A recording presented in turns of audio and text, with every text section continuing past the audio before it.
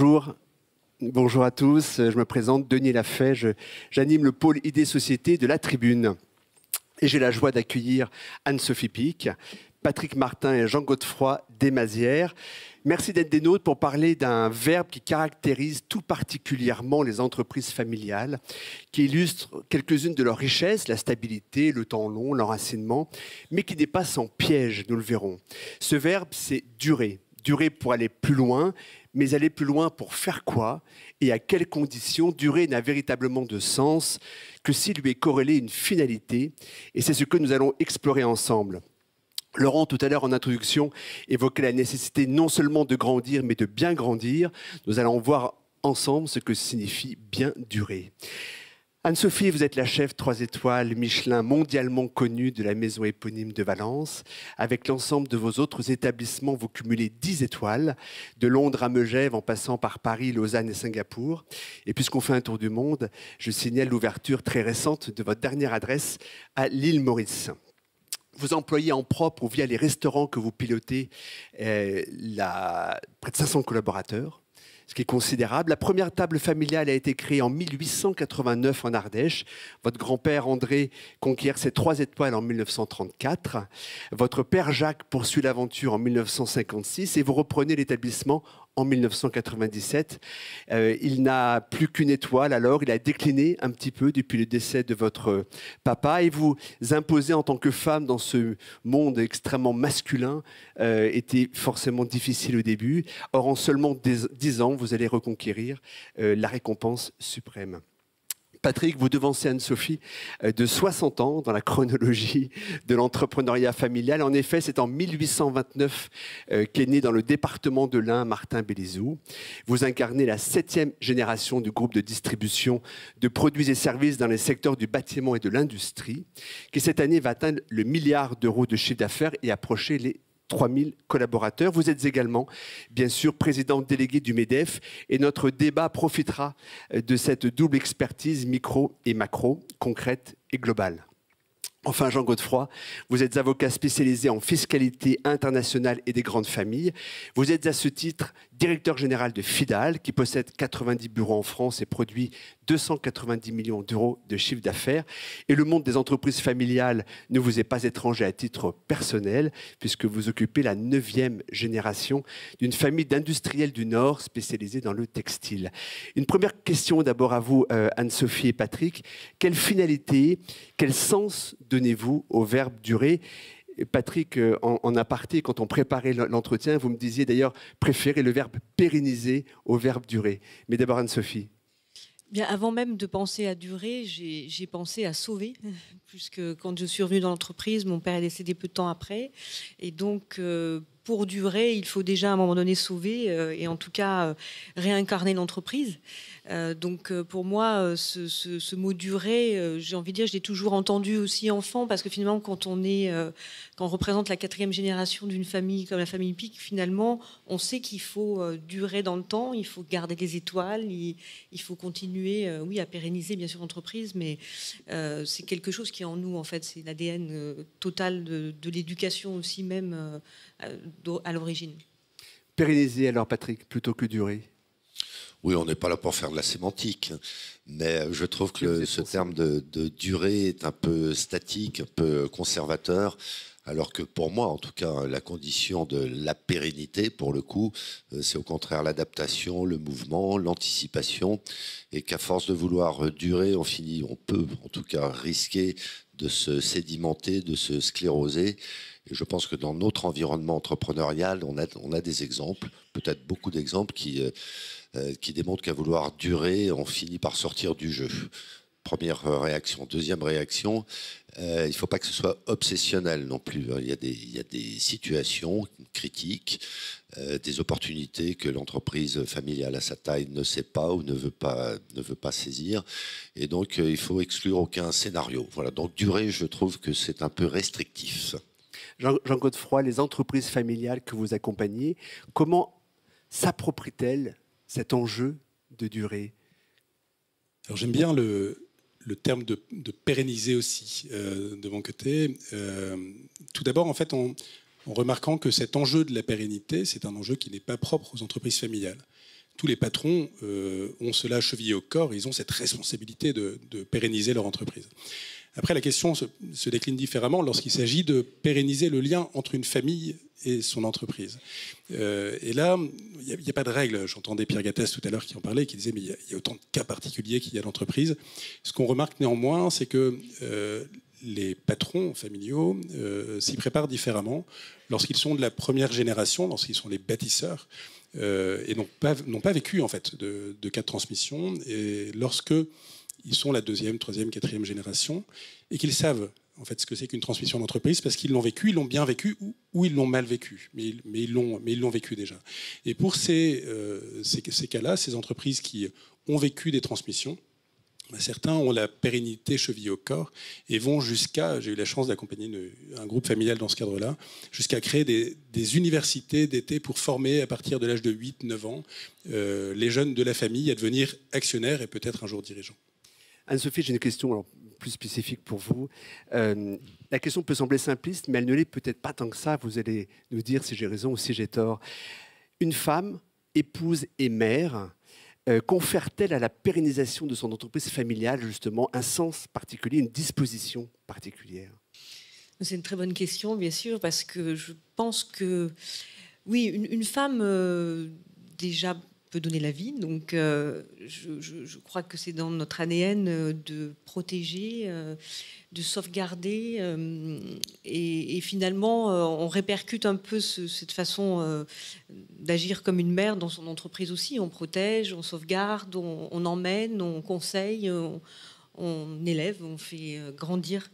Donc je crois que oui, on parle de façon paternaliste de diriger une entreprise. C'est souvent ce que j'ai entendu de ce que mon père a pu faire dans son entreprise, c'était une façon paternaliste. Et je pense que j'ai aussi cette façon-là de diriger, bien sûr. Alors, point fort et point faible dans cette façon de diriger, mais en tout cas, je prends soin des autres comme je le fais auprès de ma famille, bien sûr.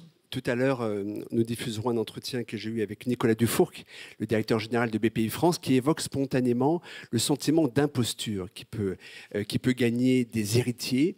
Est-ce que vous-même, vous l'avez vécu, y compris en tant que femme? Et la question, je la poserai également à Patrick, est-ce que ce sentiment d'imposture est assez fréquent chez les héritiers, quels qu'ils soient d'ailleurs? Complètement. J'assume complètement à mes débuts d'avoir culpabilisé ou de ne pas me sentir légitime. Alors moi, en plus, j'étais dans un monde quand même essentiellement masculin. Enfin, le monde de la cuisine reste quand même très masculin.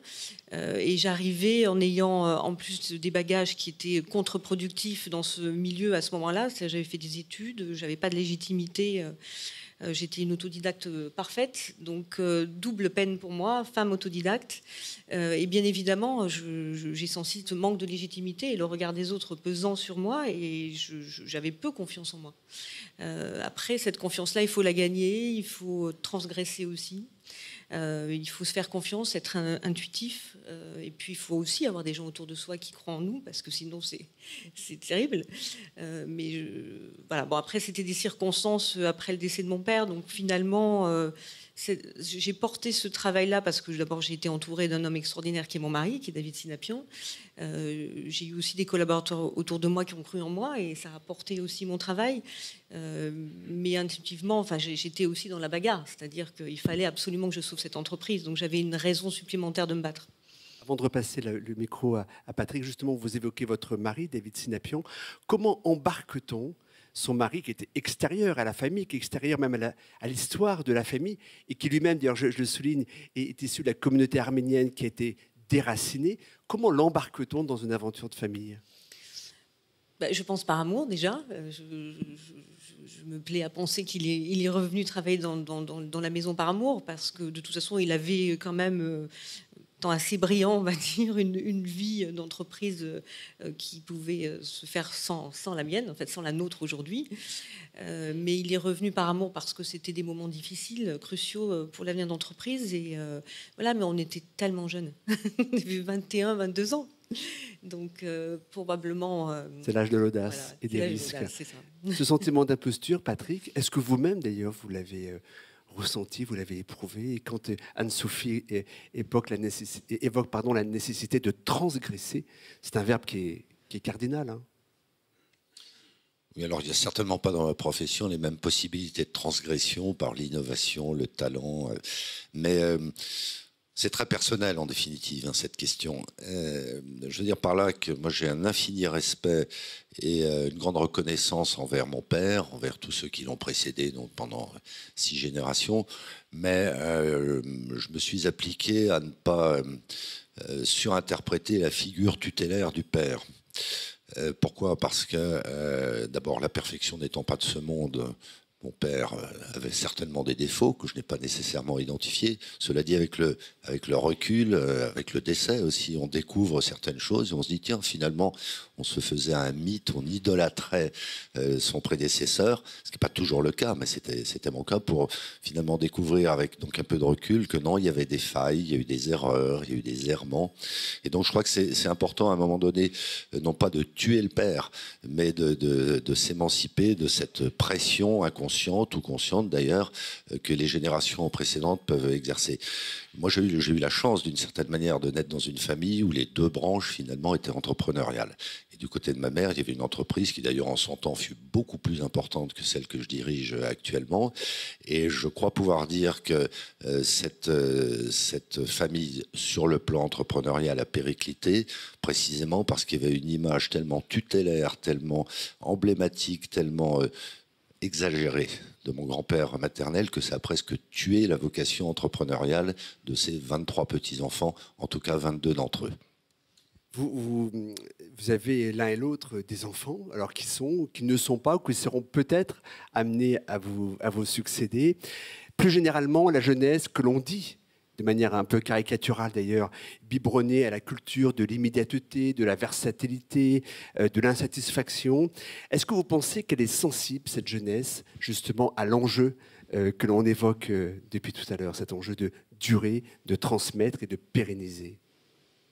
Alors moi, je ne crois pas du tout à ces, pardon Denis, hein, et pardon à la tribune, je ne crois pas du tout à ces lieux communs ou à ces généralités selon lesquelles la nouvelle génération serait systématiquement wokiste, fainéante, anti-système. On observe des choses absolument extraordinaires. Je n'ai pas dit ça. Hein. Ouais, mais ça. On se connaît assez, Denis. Je prends juste un exemple. Je ne sais pas si ça parlera à un certain nombre d'entre vous. Les World Skills, les Olympiades des métiers. Moi, je suis d'assez près l'équipe de France, des jeunes, donc moins de 23 ans, dans des disciplines extrêmement diverses. Il y a une énergie, un talent, une volonté de faire qui est absolument extraordinaire et qui, de mon point de vue, n'a rien à envier à ce que nous étions à cette génération-là, avec une dimension supplémentaire, effectivement, qui est une ouverture au monde, un sens des responsabilités que l'on n'avait pas nécessairement. Bien, moi je le vis avec mes enfants, effectivement, et mes neveux d'ailleurs, qu'on essaie d'impliquer dans la préparation de la relève actionnariale et si possible managériale. C'est vrai qu'il y a des angles, il y a des aspirations, il y a des sensibilités qui sont un peu différentes. Je suis incapable de dire si mes parents ne considéraient pas qu'à ma génération, on n'avait pas des approches un peu farfelues, un peu décalées. Donc je crois qu'il faut être très distancié par rapport à ça. Pour autant l'intégrer, de sorte qu'on n'essaie pas là aussi de reproduire des cultures, de reproduire des repères auxquels cette nouvelle génération ne se pliera pas, et ça serait finalement complètement contradictoire avec cet objectif de pérennité que, en tant que dirigeant familial, on a tous. Et vous, Anne-Sophie, vous qui n'avez pas été préparée à succéder, comment, si votre fils décide de vous suivre, comment justement vous préparez-vous à l'embarquer dans cet enjeu de durée pour la famille Pic ? C'est très difficile de se projeter parce qu'on a soi-même son vécu et les difficultés qu'on a pu avoir à succéder. Donc on voudrait éviter à nos propres enfants ces mêmes écueils. Et en même temps, on sait très bien qu'ils vont devoir endurer ces propres écueils si ils veulent grandir et s'épanouir. Donc c'est un moment de difficulté. Moi, je dirais que la jeune génération aujourd'hui, telle que je la vois, elle est magnifique. Je suis assez éblouie par leur capacité à à être émus par ce qui se passe autour d'eux, ils sont très sensibles. Peut-être qu'ils ont quelque chose de différent de notre génération, c'est qu'ils n'aiment pas être dans la contrainte. Nous, on a accepté d'être contraints, et je pense qu'ils ont une soif de liberté peut-être probablement plus grande que nous, enfin à savoir, à juger dans le temps. En ce qui concerne Nathan, je veux vraiment prendre du recul par rapport à ses choix de vie, parce que je ne veux pas qu'il subisse cette pression-là familiale de se dire je suis obligé de... Parce que quelquefois, il a évoqué ce sujet-là en me disant je me sens obligé de continuer, parce que sinon les 4 générations vont disparaître, il n'y aura pas de successeur, et je lui dis non, Nathan, c'est ton choix, et je crois qu'il a intégré ça et qu'il prend cette envie de succéder, de continuer ce travail, et ça vient de lui. D'ailleurs, on a vu dans des familles comme chez les Bras la volonté de perdurer, mais tout en s'émancipant de la pression, notamment du Michelin. Jean Godefroy, tout à l'heure, Patrick évoquait le danger de l'obsession.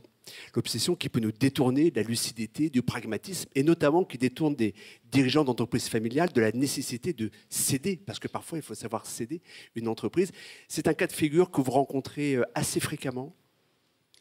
Le dirigeant obsessionnel est un cas de figure qu'on rencontre fréquemment, parce qu'ils sont tous un peu obsessionnels en fait en réalité. Alors il y a plusieurs sortes d'obsessions. Il y a l'obsession du dirigeant en tant que tel, et il y a l'obsession de ses enfants. C'est-à-dire que l'obsession du dirigeant, c'est celui qui ne voit pas l'entreprise vivre sans lui, et qui va tenir en fait à la barre du navire jusqu'à un moment où il sera trop tard pour pouvoir transmettre. Il y a un autre dirigeant qui est obsessionnel et qui est dangereux. En fait, c'est celui qui fait semblant de transmettre. Donc faire semblant de transmettre, c'est lancer une démarche de transmission et puis trouver un prétexte pour ne pas signer, puis un deuxième, puis un troisième, puis un huitième. Et ça lasse. Ça lasse les salariés de l'entreprise et ça lasse les enfants. Ça peut être aussi transmettre réellement à des enfants, mais en conservant le pouvoir. Pierre Gattaz en parlait tout à l'heure. Je parlais de l'obsession des enfants. L'obsession des enfants, ça peut être aussi le fait d'être absolument à la hauteur et de jouer une partition imposée, de vivre un destin imposé. Et cette contrainte-là, elle est épouvantable à gérer, parce que transmettre une entreprise, ça n'est pas qu'un cadeau, c'est des responsabilités, ça doit être un choix lucide, un choix fait avec un discernement en fait qui est important. Et cette position de l'enfant fait souvent abstraction de la dualité actionnariat-dirigeant. C'est-à-dire qu'en fait, une entreprise peut rester familiale, alors qu'aucun des enfants, des neveux, n'a la qualité, n'a le talent, n'a la volonté en fait de diriger cette entreprise, mais va pouvoir choisir de rester actionnaire et d'être bien actionnaire. Donc dire finalement l'entreprise reste familiale avec un dirigeant familial ou doit être vendue, finalement ça doit être nuancé un petit peu, parce qu'il y a une solution intermédiaire qui est passionnante, qui est la famille qui dit je reste au capital, je vais nommer un dirigeant de grande qualité, et peut-être qu'à un moment on va redescendre, on va travailler avec ce dirigeant-là pour la suite. Avant de conclure sur le thème de la souveraineté, j'aimerais vous entendre, Patrick, en tant que président délégué du MEDEF. Donne-t-on aujourd'hui tous les moyens pour les entreprises familiales de bien durer? Et quand je dis donne-t-on, je pense à l'exécutif, je pense au Parlement, je pense à la société civile, aux syndicats patronaux et syndicats de salariés. Fait-on suffisamment pour que les entreprises familiales durent, et durent bien surtout? Alors, je pense que nous tous, chefs d'entreprise, nous sommes un peu paranoïaques et faisons dans l'autoflagellation en étant convaincus qu'on n'est pas aimé. La réalité, et les enquêtes d'opinion le démontrent, c'est que singulièrement les entreprises familiales, les dirigeants familiaux sont dans l'immense majorité des cas appréciés, peut-être pas aimés. À partir de là, comment est-ce que ça se traduit concrètement dans les décisions publiques, dans l'attitude des pouvoirs publics à l'égard des entreprises familiales? Je ne reviens pas sur le pacte Dutreil, dont il a été déjà débattu et qui est une excellente chose. Je ne reviens pas sur la transformation de l'ISF, merci Pierre Gattaz. Mais objectivement, on a un cadre général qui n'est pas hostile, je dirais, à l'entreprise familiale. Le vrai sujet, il n'est pas là, à mon avis. Il est plutôt dans une espèce de prise de conscience collective que, en parallèle de ce qu'il faut faire également, c'est-à-dire encourager la création d'entreprises, encourager les start-up, parce qu'il est sain, il est nécessaire que le tissu économique se régénère, eh bien, on ne soit pas plus conscient de ce bien précieux que sont les entreprises familiales, quelle qu'en soit la taille, quel qu'en soit le secteur d'activité, quelle qu'en soit la localisation. Et on sait qu'on a une démographie patronale en France qui est absolument catastrophique. On sait que par ailleurs, on a un taux de reprise des entreprises familiales, pour commencer par les descendants eux-mêmes, incroyablement plus faible que dans les pays voisins. Ce que je veux dire par là, c'est que ça serait de l'intérêt général, en définitive, que dans le discours, on valorise mieux l'entreprise d'une manière générale, mais l'entreprise familiale en particulier. Je suis assez optimiste parce que on voit que les mouches ont changé d'âne, hein, et singulièrement chez les jeunes diplômés, le mythe de la très grande entreprise, singulièrement de la très grande entreprise financière, est en train de s'éroder pour toutes sortes de bonnes ou de mauvaises raisons. Et donc, je dirais que ça renvoie au contraire à une meilleure considération pour nos entreprises familiales, et c'est une très bonne chose pour ces entreprises elles-mêmes, mais pour le pays. Concluons donc sur un thème que vous m'avez suggéré, d'ailleurs Jean Godefroy, que je trouve extrêmement intéressant, c'est le thème de la souveraineté. Les entreprises familiales, ancrées dans leur territoire, dans leurs racines, dans leur raison d'être, seraient des armes de souveraineté nationale, y compris, comme c'est le cas d'Anne-Sophie, lorsqu'elles font rayonner la France aux quatre coins du monde. Et dans le contexte géopolitique mondial, qui questionne en permanence le sujet de la souveraineté, ce n'est pas neutre. Comment abordez-vous, Jean Godefroy, ce sujet de la souveraineté? Et après, je ferai rebondir justement sur ce propos, Patrick. Oui, c'est un sujet que le MEDEF connaît bien. Le sujet peut paraître sombre, mais ce n'est pas en cassant le thermomètre qu'on a une vision plus lucide des choses. La formule n'est pas de moi, on dit qu'actuellement, nous rentrons dans une ère qui est celle de la fin de la mondialisation heureuse. Qu'est-ce que c'est que cette fin de la mondialisation heureuse? En fait, c'est un moment où, au-delà des tensions militaires, on a d'autres grandes tensions, des tensions sur l'énergie, sur les matières premières, sur les biens semi-finis, les semi-conducteurs, etc. Dans ce monde-là, nous n'avons plus d'alliés. Nous avons des compétiteurs, nous avons des adversaires parfois, et ces adversaires, ils ne sont pas que chinois ou russes, ils peuvent être américains, ils peuvent être européens. Et ils sont passionnés par les fleurons de notre industrie, par nos entreprises les plus innovantes, parfois les plus rentables. Alors on se pose la question du lien de l'entreprise familiale avec le territoire, on peut se poser la question du lien de l'entreprise familiale avec la France, et se dire, mais finalement, qu'est-ce que c'est qu'une entreprise française? Une entreprise française, il y a plein de façons de définir cela, mais il y a un angle qui nous intéresse beaucoup, c'est le fait de dire, on va regarder la gouvernance et l'actionnariat. Si la gouvernance est française, si l'actionnariat est français, au-delà de l'implantation de l'entreprise en tant que telle, au-delà de ses clients, de ses fournisseurs, il nous semble qu'elle est française, vraiment, et que, à ce titre-là, elle représente quelque chose, elle va dire quelque chose. Si on creuse là-dessus, on se rend compte que les entreprises familiales sont très nombreuses à être très françaises et qu'il nous faut, à notre sens, être assez reconnaissant de ces entreprises qui font rayonner la marque France, soit, comme on en a parlé avec Anne-Sophie déjà, soit en faisant rayonner finalement ce qu'est la France et ce qu'est la culture française, soit en sécurisant des chaînes d'approvisionnement pour des secteurs essentiels de l'économie, ce que fait Martin Bélézou avec le bâtiment notamment, soit en contribuant à la prospérité. Alors, peut-être pour finir là-dessus, si à la question durée, mais pourquoi faire? On a finalement une réponse nouvelle qui est de dire, peut-être pour un peu mieux servir les Français et la France, mais il me semble que ce n'est pas une mauvaise vocation, quoi. Ça fait écho, Patrick, ce que dit Jean? Oui, ça fait complètement écho.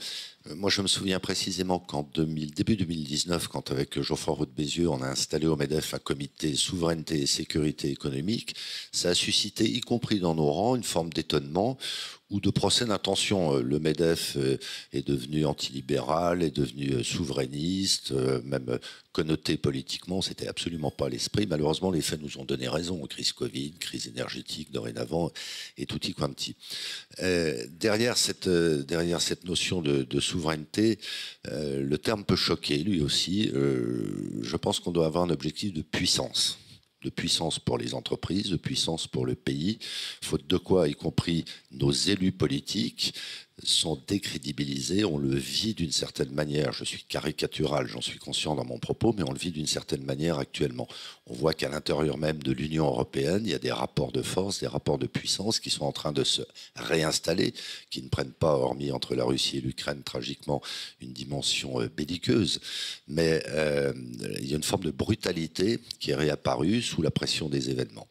Et donc, si notre pays n'est pas conscient de cet impératif de puissance pacifique, de puissance constructive, à un moment donné, il risque de sortir du jeu. À certains égards, il sort déjà un peu du jeu.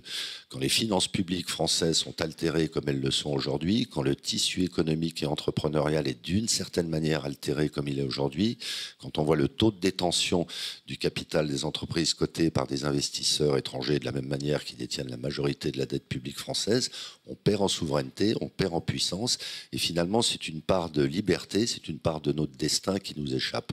Donc c'est comme ça qu'il faut appréhender ce sujet de la souveraineté, et je pense que ça vaut pour l'entreprise elle-même. On sait très bien qu'une entreprise qui est excessivement tributaire de ses bailleurs de fonds, excessivement tributaire de ses commettants, à un moment donné, n'est plus maîtresse de son destin, et singulièrement pour l'entreprise familiale, c'est presque une négation. Anne-Sophie, nous allons conclure avec vous. De savoir que le groupe, la Maison Pic, rayonne aux quatre coins du monde aujourd'hui, et de manière physique, c'est-à-dire vraiment dans des établissements, c'est une manière aussi de participer justement à cette visibilité mondiale, de faire rayonner la France aux quatre coins du monde. C'est une manière d'ennoblir aussi la vocation d'une entreprise familiale. Bien sûr, je me souviens très bien de mes débuts où finalement la cuisine française était très très attaquée mondialement parlant, en disant la cuisine française ne se régénère pas, ne se réinvente pas, d'autres cuisines mondiales émergent et tant mieux. Et c'est vrai que moi j'ai fait ce travail, d'autres l'ont fait aussi, mais sur la sauce, parce que c'était la pierre angulaire de la cuisine française et c'est quelque chose que je défendais. Et en fait c'est ça la souveraineté, c'est se dire c'est quoi les marqueurs de la cuisine française, comment on les défend, comment on les fait évoluer, comment ils se transforment et comment ils deviennent leaders à nouveau sur la scène culinaire mondiale. Et voilà, donc c'est vrai que pour moi, le fait d'ouvrir des restaurants à l'étranger, alors ça double vocation. Ça permet à l'entreprise finalement de se pérenniser, c'est-à-dire aussi de garder les collaborateurs avec lesquels elle travaille, de les promouvoir, donc de garder ce tissu de collaborateurs merveilleux qu'on a. Et puis ça permet aussi de pousser les propres limites de l'entreprise, de l'adaptation, d'aller sur des terrains peut-être moins faciles, plus éloignés. Et puis moi, ça m'enrichit énormément personnellement sur ces terroirs nouveaux à défricher et qui font aussi le grain de la vie et qui m'animent beaucoup. Parfois, vous vous demandez que penserait mon père, que penserait mon grand-père de ce que la Maison Pic est devenue justement dans son internationalisation. Je pense que chaque génération apporte sa pierre à l'édifice et doit se révolutionner. Parce que sinon, une entreprise traditionnelle qui n'évolue pas, cette histoire de durée dont on a parlé au tout début, c'est exactement, ça rejoint ce que vous disiez, M. Martin. C'est-à-dire qu'il faut que ça évolue, il faut transgresser, il faut pousser les limites de ses savoir-faire. Et je pense qu'ils seraient très heureux de voir ça. Eux-mêmes ont transgressé à un moment donné dans leur vie. Anne-Sophie, Jean-Godefroy et Patrick, merci infiniment pour ce débat qui nous a permis d'en savoir un peu mieux sur la manière de bien durer. Merci.